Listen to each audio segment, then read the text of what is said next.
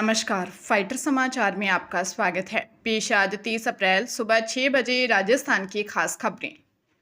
राजस्थान में 1 मई से जनगणना 2027 का पहला चरण शुरू हो रहा है। सीएम भजनलाल शर्मा ने सोशल मीडिया पर स्वगणना के लिए आधिकारिक लिंक se.census.gov.in साझा किया है, जिससे नागरिक 15 मई तक अपनी जानकारी खुद ऑनलाइन भर सकते हैं। इसके बाद 16 मई से 14 जून तक कर्मचारी घर घर जाकर मकानों की गणना करेंगे। पहले चरण में मकान की स्थिति, शौचालय, पेयजल, इंटरनेट और वाहन जैसी सुविधाओं से जुड़े 33 सवाल पूछे जाएंगे। प्रशासन ने सावधान किया है कि कर्मचारी केवल मोबाइल नंबर या ऐसी आईडी मांगेंगे, कोई ओटीपी नहीं। ओटीपी मांगने वाले व्यक्ति से सावधान रहें। इस अभियान में करीब 1,60,000 कर्मचारियों की ड्यूटी लगाई गई है, जिससे शिक्षकों के तबादलों में देरी हो सकती है, क्योंकि समान कर्मचारी ही फरवरी 2027 के दूसरे चरण में कार्य करेंगे। मुख्यमंत्री ने विकसित राजस्थान के लिए सटीक जानकारी देने की अपील की है। आज आईपीएल में रॉयल चैलेंजर्स बेंगलुरु और गुजरात टाइटंस के बीच अहमदाबाद के नरेंद्र मोदी स्टेडियम में शाम 7:30 बजे मुकाबला होगा। इस सीजन में बेंगलुरु की टीम ने रजत पाटीदार की कप्तानी में बेहतरीन खेल दिखाया है और अब तक खेले गए 8 मैचों में से 6 में जीत हासिल की है। दूसरी ओर शुभमन गिल के नेतृत्व वाली गुजरात टाइटंस ने अपने 8 मैचों में से 4 में जीत दर्ज की है। बेंगलुरु की टीम अंक तालिका में मजबूत स्थिति में नजर आ रही है, जबकि गुजरात के लिए यह मैच प्लेऑफ की दौड़ में बने रहने के लिए बेहद महत्वपूर्ण है। दोनों टीमों के बीच इस भिड़ंत को लेकर क्रिकेट प्रेमियों में काफी उत्साह है, क्योंकि एक तरफ शानदार लय में चल रही बेंगलुरु और दूसरी तरफ अपने घरेलू मैदान में खेल रही गुजरात टाइटंस। जयपुर में साइबर ठगों ने एक माइनिंग कंपनी के अकाउंटेंट को चेयरमैन बनकर 5 करोड़ 30 लाख रुपए की चपत लगाई है। ठगों ने व्हाट्सएप डीपी पर चेयरमैन की फोटो लगाकर अकाउंटेंट का भरोसा जीता और बैंक बैलेंस की जानकारी मांगी। निर्देशानुसार अकाउंटेंट ने 2 चरणों में 1 करोड़ 80 लाख और 3 करोड़ 50 लाख रुपए अलग अलग खातों में ट्रांसफर कर दिए। ठगों ने ट्रांजैक्शन के बाद यूटीआर नंबर भी मंगवाए ताकि शक न हो। जब तीसरी बार 90 लाख रुपए की मांग की गई, तब अकाउंटेंट को संदेह हुआ और असली चेयरमैन से संपर्क करने पर ठगी का खुलासा हुआ। जांच में सामने आया कि व्हाट्सएप मैसेज अपने आप डिलीट हो रहे थे, जिससे मोबाइल हैकिंग की आशंका है। साइबर पुलिस ने सलाह दी है कि केवल फोटो देखकर भरोसा न करें और किसी भी बड़े ट्रांजैक्शन से पहले संबंधित अधिकारी से व्यक्तिगत रूप से पुष्टि अवश्य करें। डीग के मास्टर रितेंद्र राज के स्नातकोत्तर महाविद्यालय में बीए प्रथम वर्ष की परीक्षा के दौरान एक डमी परीक्षार्थी पकड़ा है। आरोपी कपिल जाट अपने भाई कल्याण जाट की जगह परीक्षा देने पहुंचा था। महाविद्यालय के प्राचार्य डॉक्टर दिलीप सिंह के अनुसार आंतरिक उड़ान दस्ते को संदेह तब हुआ जब आरोपी ने ओएमआर शीट पर भाई के नाम के और उपस्थिति पत्रक पर अपने असली नाम के हस्ताक्षर कर दिए। जांच में सामने आया कि आरोपी ने कल्याण के आधार कार्ड में फोटो एडिट कर अपनी फोटो लगाई थी ताकि प्रवेश मिल सके। पूछताछ में जुर्म कबूल करने के बाद महाविद्यालय प्रशासन ने आरोपी को कोतवाली थाना पुलिस के हवाले कर दिया। यह मामला स्वयं पाठी विद्यार्थियों की कौशल विकास अभिवर्धन परीक्षा के दौरान सामने आया। पुलिस ने धोखाधड़ी और फर्जी दस्तावेज तैयार करने के मामले में जांच शुरू कर दी है। श्रीगंगानगर के साइबर थाना पुलिस ने म्यूल खातों के जरिए धोखाधड़ी करने के आरोप में बुर्जवाली निवासी सुखदेव सिंह के खिलाफ मामला दर्ज किया है। एएसआई प्रमोद कुमार की रिपोर्ट के अनुसार आरोपी के 6 अलग अलग बैंक खातों में करीब 3,20,000 रुपये का संदिग्ध लेन देन पाया गया। जांच में सामने आया कि ठगी की अधिकांश राशि कर्नाटक और अन्य बाहरी राज्यों से ट्रांसफर की गई थी। पुलिस के मुताबिक सरकार के निर्देशों पर साइबर ठगों के खिलाफ विशेष अभियान चलाया जा रहा है, जिसके तहत संदिग्ध खातों की पड़ताल की जा रही है। सुखदेव सिंह पर साइबर अपराध में म्यूल खातों का उपयोग कर अवैध रकम जमा करने का आरोप है। थाना प्रभारी सतवीर सिंह मामले की आगामी जांच कर रहे हैं। पुलिस का कहना है कि पूर्व में भी ऐसे कई मामले सामने आए हैं, जिनमें सैकड़ों खातों में करोड़ों की राशि जमा की गई थी। आरटीओ जयपुर प्रथम के 7 डिजिट नंबर बैकलॉग घोटाले में पुलिस कार्रवाई की निष्पक्षता पर सवाल उठ रहे हैं। परिवहन विभाग की जांच में 39 अधिकारियों और कर्मचारियों की भूमिका एक समान पाई गई है, लेकिन अब तक पुलिस ने केवल एक लिपिक जहांगीर खान को ही गिरफ्तार किया है।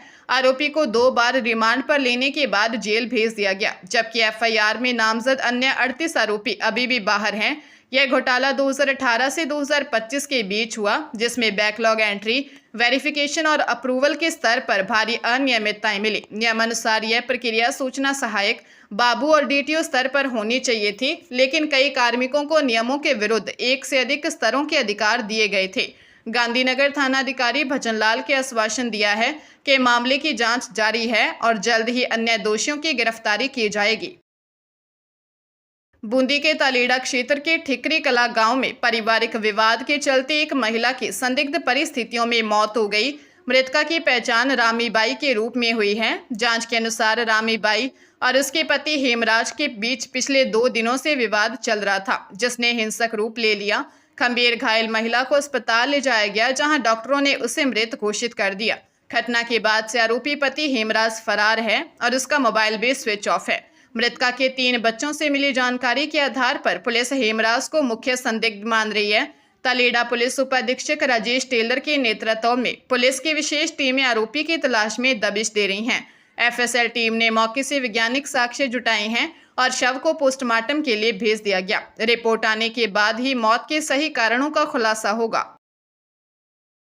सवाईमाधोपुर के रवांजना डूंगर थाना क्षेत्र में सड़क हादसे में 60 वर्षीय बुजुर्ग की मौत हो गई और 2 बच्चियां गंभीर घायल हो गई। हादसा मुद्राहेड़ी के पास तब हुआ जब इंदरगढ़ माताजी के दर्शन कर लौट रहे श्रद्धालु पानी पीने के लिए अपनी कमांडर जीप सड़क किनारे खड़ी कर रुके थे।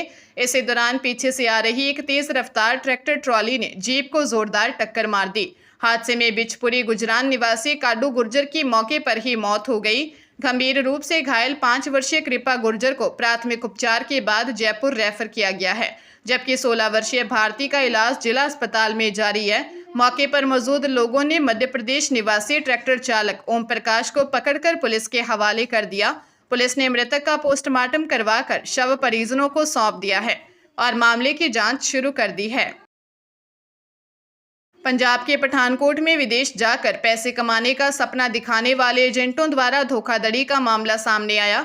यहां के एक युवक राकेश कुमार को साइप्रस में अच्छी नौकरी दिलाने का झांसा देकर 2 लोगों ने 6,50,000 रुपये ठग लिए। पीड़ित के अनुसार आरोपियों ने उसे साइप्रस भेज तो दिया, लेकिन वहां पहुंचने के बाद उसे न तो कोई काम मिला और न ही कोई मदद मिली। मुश्किल परिस्थितियों का सामना करने के बाद युवक को मजबूरन स्वदेश लौटना पड़ा। स्वदेश वापसी के बाद पीड़ित ने पुलिस में शिकायत दर्ज करवाई।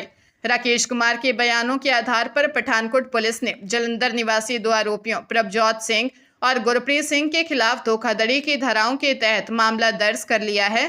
पुलिस ने मामले की गंभीरता को देखते हुए अगली जांच शुरू कर दी है ताकि आरोपियों को पकड़ा जा सके। नागौर के रियांबड़ी क्षेत्र के दासावास गांव के सरकारी स्कूल से शिक्षा व्यवस्था को शर्मसार करने वाली तस्वीर सामने आई है। मिड डे मील के समय जहां 4 शिक्षक कक्षा में आराम से सोते नजर आए, वहीं छोटे बच्चे भारी बर्तन उठाते दिखे। हैरानी की बात यह है कि प्रधानाध्यापक सोहनलाल फड़ौदा ने बच्चों को रोकने के बजाय व्यंग्य करते हुए कहा कि बच्चों के बर्तन शिक्षक नहीं उठाएंगे। बच्चों ने खुलासा किया कि उनसे यह काम रोजाना करवाया जाता है, जिससे स्कूल प्रबंधन की भारी लापरवाही उजागर हुई है। इस मामले पर एसडीएम सूर्यकांत शर्मा ने कड़ी जांच और कार्रवाई के निर्देश दिए। बाल कल्याण समिति के अध्यक्ष मनोज सोनी ने भी मामले को संज्ञान में लेते हुए विधिक कार्रवाई की बात कही है। शिक्षकों की इस संवेदनहीनता और बच्चों की मजदूरी करवाने की इस घटना ने ग्रामीणों में भारी रोष पैदा कर दिया है। करनाल में खुद को मापतोल विभाग का अधिकारी बताकर फैक्ट्रियों में फर्जी रेड डालने वाले एक शख्स का पर्दाफाश हुआ है। आरोपी पवन कुमार कुलर फैक्ट्री में चेकिंग के नाम पर फर्जी चालान काट रहा था और दुकानदारों से पैसे वसूल रहा था। जांच में सामने आया कि उसके पास केवल कांटे रिपेयर करने का लाइसेंस है, लेकिन उसने हरियाणा लीगल मेट्रोलॉजी एनफोर्समेंट के नाम के फर्जी मोहर और पैड बनवा रखे थे। फैक्ट्री संचालक की सतर्कता से आरोपी पकड़ा गया और मौके पर ही अन्य पीड़ितों के पैसे वापस करवाए गए। आरोपी 2025 से इस तरह की अवैध गतिविधियों में शामिल था। सूचना मिलते ही पुलिस ने मौके पर पहुंचकर आरोपी को हिरासत में ले लिया है। वर्तमान में CIA 3 करनाल की टीम आरोपी से गहन पूछताछ कर रही है ताकि यह पता लगाया जा सके कि उसने अब तक कितने लोगों को निशाना बनाया है।